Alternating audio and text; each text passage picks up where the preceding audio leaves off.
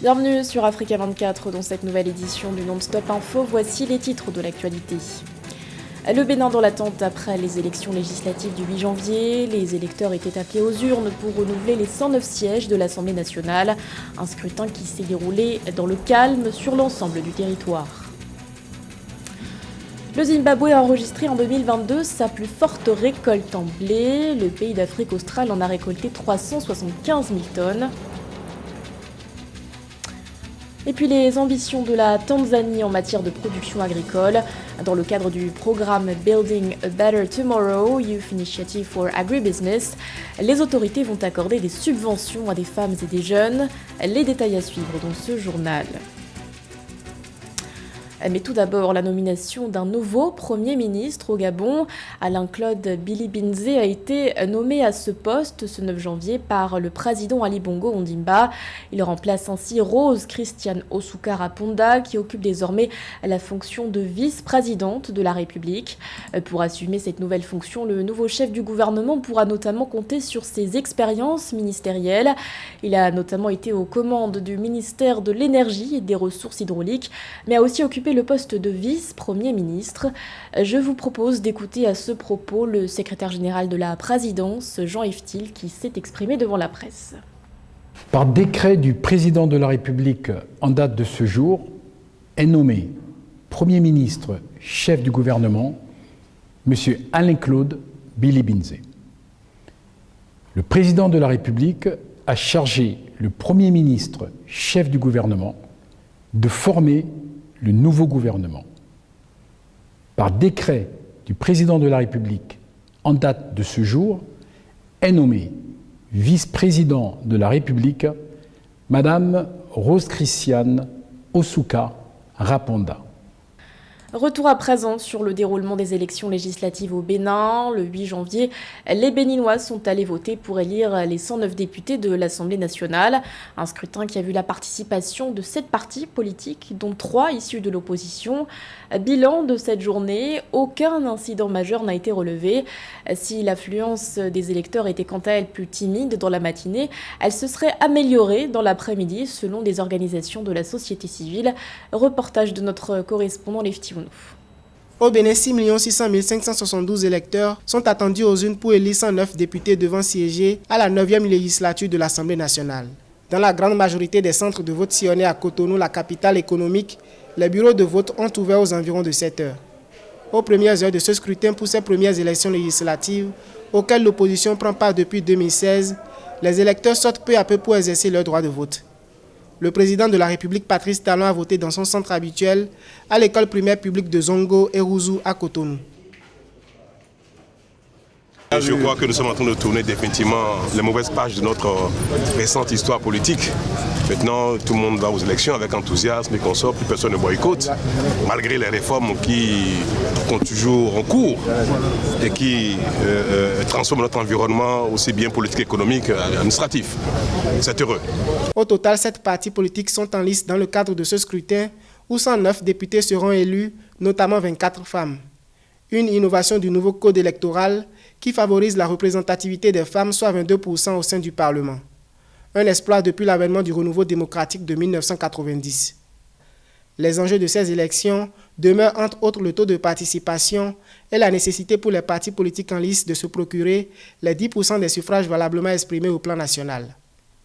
Je suis venu accomplir ma tâche, comme vous voyez. Je suis le premier même à voter au poste numéro 2.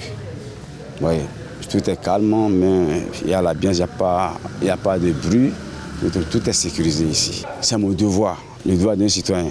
Un bon citoyen doit se lever très tôt pour aller voter, histoire de faire avancer son pays. Nous pensons que le Bénin, jusqu'à aujourd'hui, doit faire le cas d'école. Parce que l'alternance, elle est régulière. Depuis plus de 20 ans aujourd'hui, les Béninois votent régulièrement. C'est une très bonne chose pour la démocratie. Selon le calendrier électoral de la Commission électorale nationale autonome Sénat, la publication des résultats provisoires de l'élection aura lieu le 11 janvier 2023. A noter que la 9e législature, qui sera installée en février 2023, aura un mandat transitoire de 3 ans au lieu de 5 en vue de l'organisation des élections générales, notamment les législatives, les communales et la présidentielle en 2026. 2022 a été une bonne année pour le Zimbabwe en termes de récolte céréalière. L'année dernière, la récolte en blé s'est chiffrée à 375 000 tonnes. Un record pour le pays qui pourra pour le moment s'affranchir des importations, compte tenu du contexte marqué par la guerre en Ukraine qui est venue perturber l'approvisionnement mondial en blé. Les autorités ont ainsi redoublé d'efforts pour stimuler la production. Nathalie Mou. Le Zimbabwe a enregistré une récolte de 375 000 tonnes de blé fin 2022 selon des données officielles. C'est le résultat d'une politique gouvernementale à l'avant-garde de la rupture des chaînes d'approvisionnement en blé causée depuis février 2022 par la guerre russo-ukrainienne. La récolte record rend ainsi le pays autosuffisant en blé. Le Zimbabwe connaît des besoins annuels en blé estimés à 360 000 tonnes. Nous n'avons jamais eu une grosse récolte comme celle-là. Dans le passé, nous tournions autour de 140 000 à 150 000 tonnes où nous disions que nous avions très bien fait, mais cette année, cela a doublé en fait. Cela a dépassé nos attentes. Notre objectif est de devenir une plaque tournante régionale pour le commerce où nous produirons plus que ce dont nous avons besoin et pourrons exporter vers les pays voisins où la production de blé est probablement inexistante ou très faible. Le secret de la réussite du programme public de développement de la filière céréalière, qui a principalement supporté la culture du blé, repose sur la participation du secteur privé. Plus de 33% du financement de la campagne agricole 2022 de cette spéculation a été apporté par les entreprises privées. Jusqu'ici, l'État seul finançait 100% de la culture du blé dans le pays. Il est plus profitable d'encourager la participation du secteur privé plutôt qu'une situation dans laquelle le gouvernement soutient 100% de l'agriculture dans une économie. Cette politique n'est plus considérée comme durable. L'exceptionnelle production de blé va permettre au Zimbabwe de s'affranchir des importations de blé en 2023. Auparavant, 44% du blé consommé dans le pays provenait d'Ukraine et de Russie. En plus du blé, le Zimbabwe a été déclaré en sécurité alimentaire en décembre 2022 par le gouvernement. Les réserves alimentaires du pays sur les 11 prochains mois sont estimées à environ 467 000 tonnes métriques de maïs et 77 000 tonnes métriques de céréales traditionnelles. La Tanzanie entend elle aussi renforcer sa production agricole. Pour ce faire, les autorités comptent octroyer à des jeunes et des femmes des subventions dans le cadre d'un programme dénommé Building a Better Tomorrow Youth Initiative for Agribusiness. Objectif, créer 12 000 entreprises dans 12 000 villages en Tanzanie. Le projet vise par ailleurs à former 20 000 jeunes. Joël Ballot. L'agriculture contribue pour environ un quart du PIB de la Tanzanie et emploie 70% de la population active. Afin d'augmenter la participation de l'agriculture à l'économie du pays, les jeunes et femmes de la Tanzanie vont bénéficier de l'appui du gouvernement dans le cadre du programme Building a Better Tomorrow Youth Initiative for Agribusiness.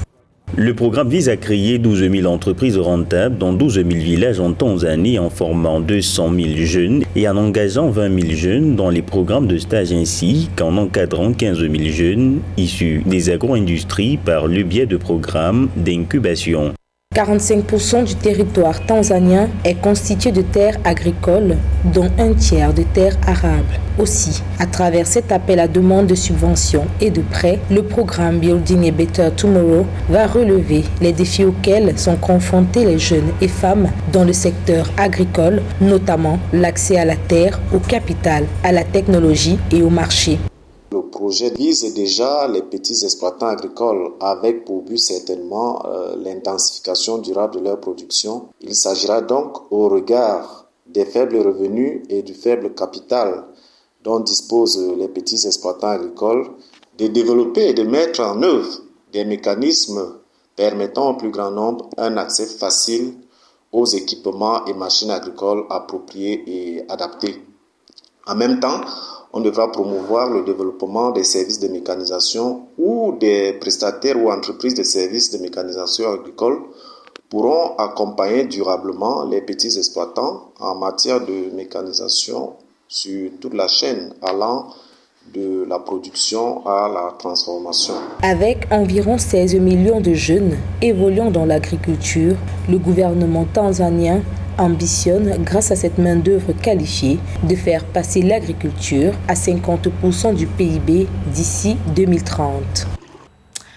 Il avait 40 ans. Modeste Mbami s'est éteint le 7 janvier des suites d'une crise cardiaque. L'ancien joueur camerounais a notamment évolué sous les couleurs du PSG avec qui il a remporté 2 Coupes de France. Autre palmarès notable, une médaille olympique remportée en 2000 avec le Cameroun.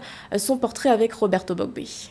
Cameroun, c'est parti. Quand on évoque le nom de Modeste Mbami, c'est cet épisode en or qui refait surface chez le plus grand nombre. Année 2000 à Sydney, lors des Jeux Olympiques, le Cameroun élimine le Grand Brésil et se qualifie pour les demi-finales. Sur ce tir de 75 mètres, Modeste Mbami assomme la bande à Ronaldinho d'une mort subite. La sienne, personne ne l'attendait de sitôt. Modeste Mbami, âgé de 40 ans, a rendu l'âme à la suite d'une crise cardiaque survenue au Havre en France. Une annonce faite le 7 janvier par sa compagne à l'agent sportif Franck Bellassène. L'ancien défenseur des Lions indomptables, Bill Chateau, a joué aux côtés de Modeste Mbami, dont il garde de bons souvenirs. Et en dehors du terrain, c'était notre chef d'orchestre. On avait besoin de lui. On avait besoin d'un mec comme ça parce qu'il mettait toujours de l'ambiance, toujours souriant, toujours dans la bonne humeur. Que ce soit dans nos réunions, dans le bus, il était... Il fallait toujours qu'il sorte une blague, il fallait toujours qu'il dise quelque chose et c'était très joyeux. Et je pense qu'il a beaucoup contribué à la réussite de toutes les victoires qu'on a eues en 2000, 2001, 2002. Il était vraiment un homme essentiel pour nous. L'ancien milieu de terrain camerounais fait partie des rares joueurs ayant évolué au Paris Saint-Germain et à l'Olympique de Marseille, 2 clubs rivaux de Ligue 1 française. Plus tôt, il porte les couleurs du FC Sedan entre 2000 et 2003. La carrière en club de Modeste Mbami est couronnée par 2 Coupes de France à son palmarès, remportées avec le PSG en 2004 et en 2006. Sélectionné à 38 reprises en équipe nationale avec 3 buts au compteur, il avait également été finaliste de la Coupe des Confédérations en 2003 et finaliste de la CAN en 2008 avec les Lions indomptables. Modeste et moi étions de l'expédition de la Coupe des Confédérations de 2003 en France. Il était un grand professionnel, très soucieux du détail et très appliqué dans les tâches qui lui étaient dévolues. Il aimait et savait se mettre au service du collectif. En dehors des terrains, il était quelqu'un de très attachant et avait toujours la phrase qui décante l'atmosphère. Il était très mesuré et très respectueux de l'autre. C'était pas seulement un grand joueur, c'était aussi une grande âme attachée à ses principes. J'adresse mes sincères condoléances à sa famille, à ses proches et à la grande famille du football. Après un passage à Almeria en Espagne et quelques saisons dans des destinations comme la Chine, l'Arabie Saoudite et la Colombie, Mbami avait terminé sa carrière de joueur par 2 saisons en Ligue 2 entre 2014 et 2016 au Havre, une commune du nord-ouest de la France, où il a succombé à une crise cardiaque. Nous partons à présent au Bénin à la découverte de l'exposition Au clair de la lune, conçue par l'artiste plasticien Rafi Okefo Lahan. Elle invite les amateurs d'art à apprécier des récits sur Porto Novo, sa ville d'origine. C'est d'ailleurs à la Grande Place, lieu de médiation culturelle, que sa création est exposée. Reportage de notre correspondant Lefty Onou. Rafi Okefo Lahan est un artiste plasticien béninois originaire de Porto Novo. À travers une exposition intitulée Au clair de la lune, il met en exergue les récits culturels et économiques de Porto Novo, la capitale politique du Bénin. L'artiste plasticien Rafi Okefo Lahan vit et travaille entre Paris et Porto Novo dans son espace culturel artistique dénommé la Grande Place. Il a décidé de travailler sur la thématique Au clair de la lune afin d'attirer le regard du public sur les événements nocturnes en lunaison. Rafi Okefo Lahan exhorte la population à voir autrement tout ce qui se passe dans la nuit à l'apparition de la lune. Cette exposition solo est composée de différents médiums, notamment l'installation, la peinture sur toile et sur papier et la sculpture assemblage. Un ensemble de techniques qu'il emploie pour réaliser ses idées. La pièce intitulée Tout ce qui n'est pas visible, exposée sur les lieux, fait référence au titre de l'exposition. Le titre de cette pièce fait référence au titre de l'exposition, qui est Au clair de la lune. Donc quand vous partez de cette exposition, vous allez vous poser des questions. Pourquoi Au clair de la lune? Donc, et ce titre vous ramène à trouver, à fortifier votre interrogation. Tout ce qui n'est pas visible, qu'est-ce que je veux dire? Il y a peut-être des choses qu'on ne voit pas au clair de la lune. De la peinture, Rafi Okefo Lahan est passé à la photographie d'auteur, puis à l'installation et à la performance. Il s'approprie tous les médiums sur lesquels il peut exprimer ses intentions. La force de frappe, surtout sur cette thématique, c'est la pièce qui parle du marché avec les femmes, le marché dans la nuit. On n'en parle pas beaucoup, mais à Porto Novo, il y a des marchés, un peu comme il y a des années, dans notre tradition, il y a des marchés qui s'animent dans la nuit. Et donc, lors de ces marchés de nuit, c'est des trafics, la vente de l'essence, l'achat des boissons. Rafi Okifolahan a montré son savoir-faire au Bénin pour la première fois en 2005. Il a parcouru l'Afrique de l'Ouest avec son art. Il a fait l'École nationale des arts à Dakar, au Sénégal, et a été à Paris où il expose régulièrement depuis 2009 dans la galerie Lazareff. Ce journal a été réalisé par l'ensemble de la rédaction. Merci de votre fidélité. L'actualité continue sur Africa 24.